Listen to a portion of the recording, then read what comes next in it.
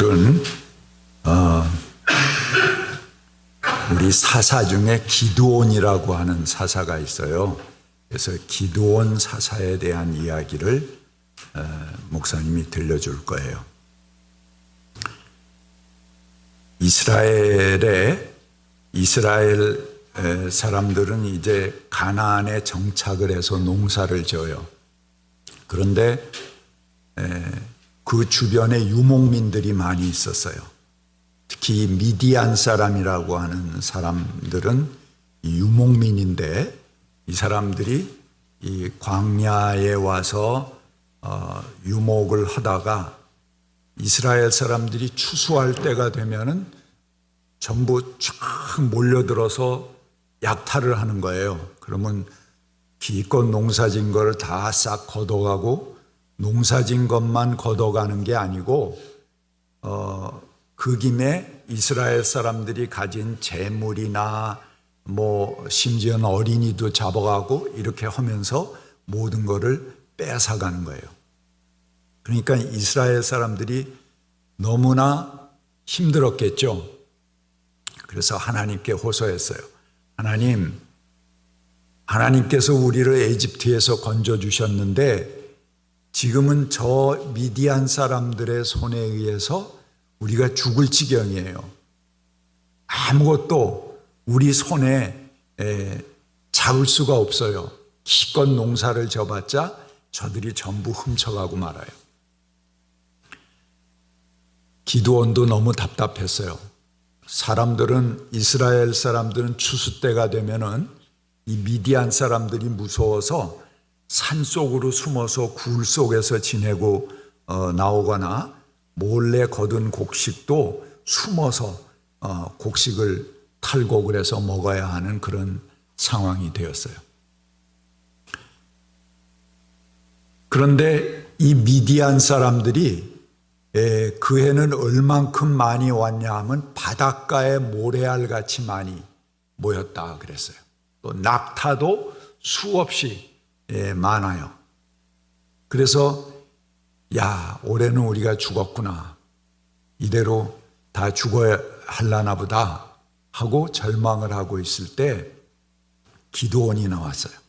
그래서 전국에 있는 사람들은 전부 모이세요.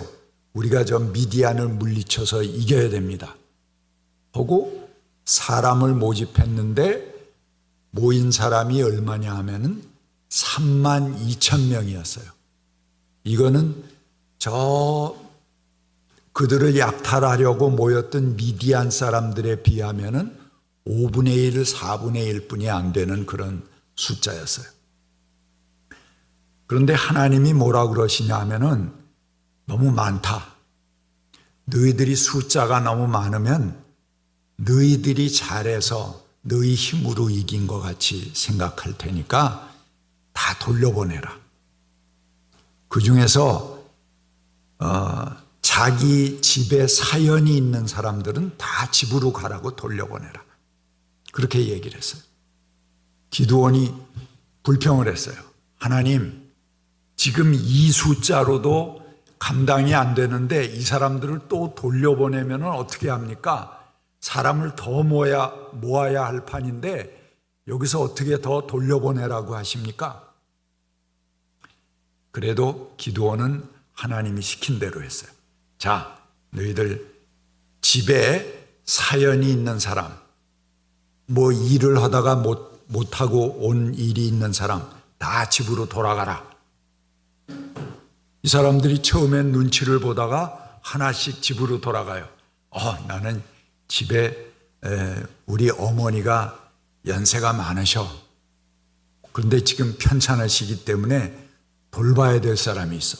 그러고 도망가고, 또 어떤 사람들은 나는 결혼을 하고 신혼인데 그냥 여기에 온 거야. 그러니까는 가서 내가 우리 신부를 돌보고 그리고 올게. 그러고 도망가죠. 이렇게 한두 사람 전부 돌아가고 얼마가 남았냐 하면은 10,000명만 남았어요. 그런데 하나님이 또 뭐라고 그러시냐면 10,000명도 너무 많다. 너 가서 냇가에 가서 열심히 훈련을 한 다음에 물을 먹을 때 물을 손으로 퍼서 먹는 사람하고 그냥 목이 마르니까 고개부터 팍 집어넣고 물을 마시는 사람이 있을 거다. 그러면 고개부터 집어넣고 물 먹는 사람은 다 돌려보내라. 그렇게 해갖고 훈련을 한 다음에 물을 먹어라 그랬더니 손으로 떠먹는 사람은 고작 300명뿐이 되지 않았어요. 하나님, 도대체 이 300명으로 어떻게 싸우라고 그럽니까? 하나님이 그 정도면 충분하다. 그래서 나머지를 다 돌려보내고 300명만 남게 됐어요. 그래서 이 300명에게 무기를 주는데 무슨 무기를 주냐 하면은 항아리를 하나씩 전부 줬어요. 야, 이걸로 싸우라는 건가? 항아리를 뒤집어 쓰고 뭘 하라는 건가? 갔다가 한 놈씩 고개를 집어넣어도 300명뿐이 안 될 텐데 이걸로 뭘 싸우라는 건가? 그러더니 또 무기를 주는데 보니까 나팔을 하나씩 줘요. 아니, 이 나팔로 어떻게 싸우라는 건가? 그리고 횃불을 또 하나씩 줘요. 적은 창과 칼로 무장을 했는데 고작 항아리, 나팔 이런 걸로 어떻게 싸우라는가? 굉장히 답답했어요. 그런데 막 그 미디안 사람들이 이제 내일 아침에 가서 이스라엘을 털어먹자. 그리고 밤새도록 자기들끼리 마지막 축제를 하고 술을 잔뜩 먹고 골아 떨어진 그날 밤이었어요. 기드온은 300용사를 그들 주변에 전부 이렇게 나눠서 배치를 했어요. 그리고 갑자기 신호가 울리니까 사방에서 항아리를 냅다가 깨버렸어요. 와지건 하고 항아리 깨는 소리가 나니까는 골아 떨어져서 잠자던 사람들이 전부 두 눈이 번쩍 떠갖고 이거 뭐지? 무슨 일이지? 지진이 일어났나? 그러고 나가서 허둥대기 시작을 했어요. 그런데 이 사람들이 항아리를 깨고 그 다음에 항아리를 밟는 거예요. 막 하고 밟으니까 여기저기서 항아리 밟는 소리가 막 나는데 마치 말이 달려오는 소리 같이 들렸어요. 야, 기병인가 보다. 그 당시에 기병, 말탄 병사는 어마어마한 무기나 마찬가지예요. 근데 이것이 사방으로 그냥 말탄 병사들이 막 넘어오는 거예요. 그리고 나팔을 뻑 꺼내서 불기 시작을 했어요. 이 나팔은 한 개의 소대에 하나씩 갖게 되어 있어요. 그리고 그 소대에 하나씩 횃불을 들게 되어 있거든요. 그리고 항아리 속에 감추었던 횃불을 일제히 켜서 들었어요. 그리고 이 사람들이 소리치는 거예요. 여호와 하나님의 칼이다. 기드온의 칼이다. 그러면서 사방에서 이 병사들이 몰려 들어오기 시작을 했어요. 몰려 들어오는 것 같은 거죠. 이스라엘 사람들은 그 자리에서 횃불을 돌리면서 나팔을 불면서 항아리 밟고 그것뿐이 안 했어요. 그런데 이 사람들이 자다가 깨갖고 눈이 동그래져서 밖에 뛰어나와갖고 야, 대공습이 시작됐나 보다. 이제 우린 다 죽었다. 그러면서 저거 봐라. 군대가 수없이 이쪽으로 사방에서 넘어오고 있지 않냐? 자기들끼리 무기를 들고 잠에 취해서 그냥 이놈이 저놈 찌르고 저놈이 이놈 찌르고 서로 저희들끼리 주고받고 하면서 그 군대가 전멸하게 됐다는 얘기예요. 그래서 몇 명이 죽었냐 하면 12만 명이 죽고 살아남은 사람이 15,000명이었다. 이렇게 기록하고 있어요. 자, 어린이 청소년들은 위층으로 선생님하고 같이 올라가세요.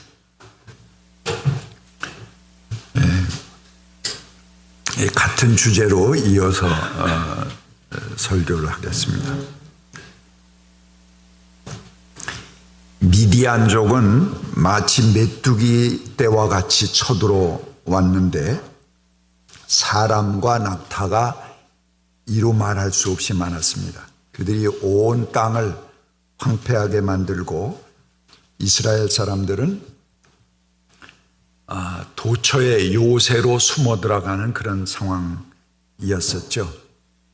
그래서 기드온마저도 숨어서 생활을 하다가 미디안 사람들에게 들키지 않으려고 포도주 틀에서 몰래 밀 이삭을 타작하고 있었습니다.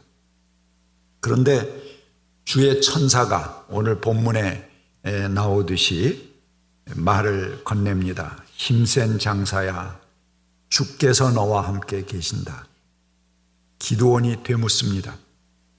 감히 여쭙습니다만 주께서 우리와 함께 계신다면 도대체 어떻게 해서 우리가 이런 어려움을 겪습니까? 주께서 놀라운 기적을 일으키셔서 우리 백성을 이집트에서 인도해 내셨는데 그렇게 들었는데 그 모든 기적들이 다 어디 있단 말입니까?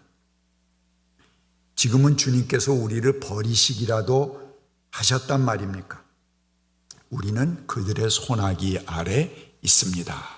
이게 오늘 본문에 나오는 기드온의 항변입니다. 대사사, 으뜸사사 아닙니까? 기드온 하면 영웅적 무용담을 가진 그런 사사인데 이 기드온이 투정하는 게 어쩌면 우리가 투정하는 것하고 이렇게 같을 수가 있어요. 그렇죠?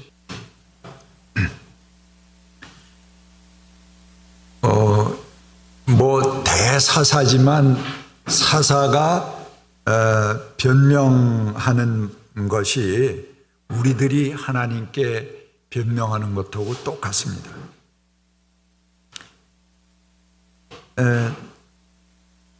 우리들은 항상 이 하나님의 말씀이 무엇일지 다 짐작해서 압니다. 그러면서도 우리의 정황을 들어서 하나님이 우리와 함께 하실 리가 없다. 이렇게 우리는 투정하고 변명합니다. 그것을 인정하면은 오히려 나 자신이 깊은 수렁으로 들어갈 것이 뻔한데도 그 알면서도 감정적으로 하나님과 맞서 보려고 합니다. 우리는 볼메인 소리로 묻습니다. 아니잖아요. 하나님이 함께 하신다니요. 이래서 아니고 저래서 아니잖아요. 만약 당신께서 함께 하신다면 어째서 내게 이런 일들이 일어날 수 있습니까? 어째서 세상이 이렇습니까? 이렇게 항상 하나님께 반항하지 않습니까? 내게 아주 비관적이고 파괴적인 영향이 미칠 것이라는 걸 빤히 알면서도 내가 파놓은 땅굴 안으로 숨어버립니다. 기드온은 또 둘러댑니다. 15절 말씀입니다. 감히 여쭙습니다만 내가 어떻게 이스라엘을 구할 수 있겠습니까? 보시는 바와 같이 나의 가문은 므낫세 지파 중에서도 가장 약하고 나는 아버지의 집에서도 가장 어린 사람입니다. 하나님과의 맞서기, 그분과의 힘겨루기, 그분 없이 홀로 서기, 그래서 스스로 고와 같이 떨어져서 자학하기, 이게 우리가 아주 즐기는 품목인데 그 뒤에는 깊은 열등감이 도사리고 있습니다. 나는 가문이 약하고 물려받은 것도 없고 나는 어리고 경험도 없고 자기 내면에 숨어있는 깊은 열등감은 항상 나는 열등해요. 그러니 나를 구해주세요. 뭐 그렇게 이야기하면 아주 굉장히 좋은 거예요. 난 이렇게 부족하니까 날 구해주세요. 그렇게 순하게 우리는 고백하지 않습니다. 항상 그것은 숨기고 공격하고 꼬집고 핥힙니다. 거짓 부풀리기로 자기를 위장해 보이기도 하고 자기를 허풍선처럼 꾸며대며 그렇게 하기 위해서 남을 공격하기도 합니다. 정말 실력 있는 사람, 자신 있는 사람, 완성된 인격을 가진 사람은 끊임없이 이해하고 끌어안고 감싸줍니다. 하나 자기 열등감을 가진 사람은 남을 공격합니다. 끝까지 물고 늘어집니다. 놔주지 않습니다.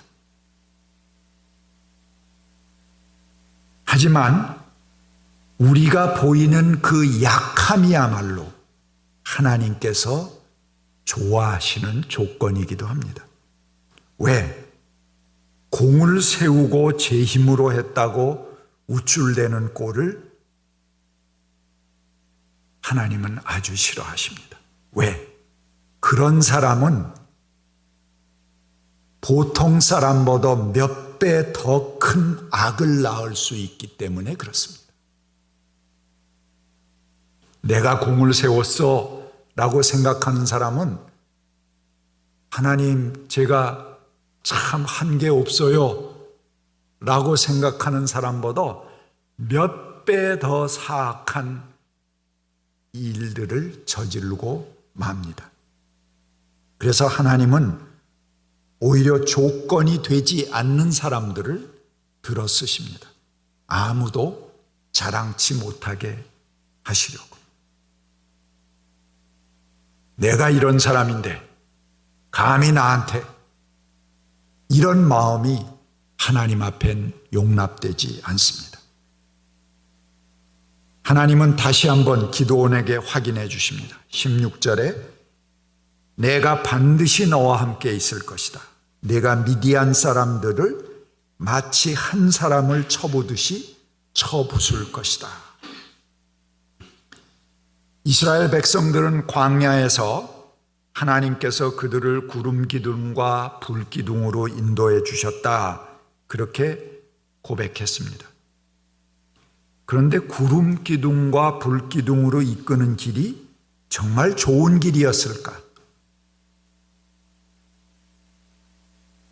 직선거리로 오면 한 달이면 가는 길이에요. 그 광야길이. 가나안에 도달하는 것이. 그런데 40년을 방황해서 했으니까 그 구름 기둥, 불 기둥의 인도가 그렇게 썩 좋은 인도는 아니었던 것 같아요. 지리에 밝은 사람들은 아마 불만을 이야기하며 그리로 가면은 온 길로 돼가는 거야. 그리고 길을 이탈했을 수도 있습니다. 글로 가면 공연히 높고 험한 산을 넘게 돼. 난 글로 안 가. 하고 거부했을 수도 있습니다. 그 길은 죽음의 길이야. 그리고 혼자 다른 길을 선택했을 것입니다. 그렇게 해서 광야의 모든 사람들이 다 죽임을 당했습니다. 여호수아와 갈렙 두 사람만이 가나안을 맛보게 되었습니다. 우직하게 그 인도함을 받아들인 사람들만이 그 광야 길을 지날 수 있었던 것입니다. 한 사람이 돌로 만든 탁자 위에 걸터 앉아 있습니다. 뭐 아주 튼튼하죠. 돌로 만든 탁자니까. 그런데 그 탁자 옆에 탁자 높이로 양탄자가 하나 떠 있습니다. 그런데 그 양탄자 위에 우리 주님이 앉아 계십니다.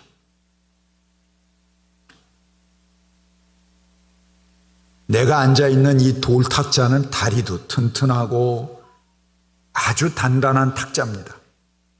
절대로 무너질 염려가 없습니다. 그런데 그 탁자 높이에 떠있는 양탄자는 떠있기는 하지만 그 밑에 아무것도 없습니다. 그냥 공중에 떠있는 것이 매우 불안해 보입니다. 근데 주님은 그 양탄자 위에 앉으셔서 우리 보러 야, 이리로 넘어와. 일로 오너라.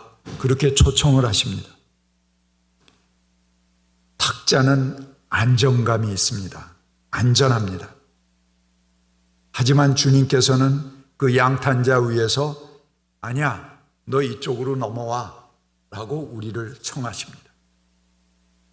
주님, 그 양탄자는 지탱하는 게 아무것도 없지 않습니까? 다리도 없는데 떨어지면 어떻게 합니까? 아니, 내가 너를 불렀잖아. 내가 너를 받쳐준다니까. 너를 받쳐주는 건 바로 나야. 결국 마지못해서 그래도 주님이 얘기하시는데 계속 고집할 수는 없으니까 알겠습니다. 주님, 그렇게 말씀하신다면 제가 한번 시도해 보겠습니다. 용기를 내서 양탄자를 시험해 봅니다. 꾹 눌러보니까 약간 내려앉는 그런 느낌이에요. 그러지만 바닥까지 내려가지는 않습니다. 용기를 내서 아주 조심스럽게 엉거주춤해서 양탄자 위로 한 발을 내딛습니다. 그리고 용기를 내서 그 주님에게 탁 뛰어든 순간 그래도 이 양탄자는 떠 있습니다. 생동감을 느낍니다. 야, 나는 해냈어. 결국 내가 주님의 말대로 해냈어. 너무 기쁘고 뿌듯합니다. 나는 지금 주님과 동행하고 있어. 내가 왜 그동안 의심하고 그렇게 못했을까? 좀 더 일찍 하나님의 말씀을 들었으면 좋았을 텐데. 나는 산다는 것의 의미를 알았어. 그동안 너무 나는 확실한 것에만 의존하고 살았던 거야. 그런데 갑자기 바람이 불기 시작합니다. 불안해서 소리칩니다. 주님, 이 바람 좀 멈추게 해주세요. 점점 바람이 거세지고 양탄자는 심하게 흔들립니다. 매우 이 사람은 불안해져서 주님을 쳐다봅니다. 그런데 가만히 보니까 주님이 돌아앉아서 그 양탄자의 실을 풀고 있는 거예요, 하나씩. 저건 또 뭐지? 그걸 본 순간 깜짝 놀라서 돌탁자로 얼른 뛰어내렸습니다. 살았다. 주님이 시를 풀면서 이 사람에게 말합니다. 너 거기서 뭘 하는 거야? 나는 네가 나를 믿는 줄 알았는데 너는 모든 것을 버리고 날 따른다고 그러지 않았어? 예, 그렇긴 하지만 나를 믿어. 내가 너를 새로 창조할게. 내가 경험해 보지 못한 삶, 참 자유를 내가 너에게 줄게. 너는 나를 믿어야 한다. 너는 내가 그렇게 할 수 있다는 것을 믿어야 해. 주님, 그런데요, 제발 부탁이 있는데요, 그 실 뽑는 일만은 좀 중단해 주세요. 머뭇거리면서 다시 양탄자 위로 올라갔습니다. 다시 한번 환희에 차게 됩니다. 그러나 주님은 여전히 실을 뽑아내고 계십니다. 양탄자는 점점 엉성해지고 바람은 더 거세지고 그럴수록 돌탁자는 그렇게 믿음직스럽게 보일 수가 없습니다. 그래서 주님께 흥정을 해봅니다. 주님, 왜 꼭 돌탁자여야 됩니까? 저는 여기서도 훌륭한 크리스찬이 될 수 있어요. 매주 예배에 참석하는 것은 물론이고 제 힘껏 이웃을 위해서도 자선하겠습니다. 여긴 너무 무섭습니다. 주님이 말씀합니다. 너 나만 믿어. 믿음이라는 게 뭐니? 그게 믿음 아니야? 그것은 의미가 없어. 네가 보기에 확실한 것 같지만 여기에 삶이 있는 거야. 나하고 여기 같이 있자. 주님은 마침 당신 외에는 아무것도 남지 않을 때까지 씨를 뽑아냈습니다. 하지만 신비하게도 주님과 함께 그 양탄자를 올라타 있는 사람은 밑으로 가라앉지 않았습니다. 주님이 당신에게 보여주고 싶은 것은 바로 이것이었습니다. 당신에게 꼭 필요한 경험이 바로 이것입니다. 이제까지 당신을 지탱해 주고 있는 힘은 양탄자가 아니고 바로 주님이셨던 것입니다. 우리가 하나님을 신뢰한다는 것이 무엇입니까? 우리는 어떤 물질을 매개로 해서 하나님을 이해하려고 합니다. 많이 주시면 하나님이 나하고 함께 하신다 그러고, 그렇지 않으면 하나님이 날 버리셨다고 생각합니다.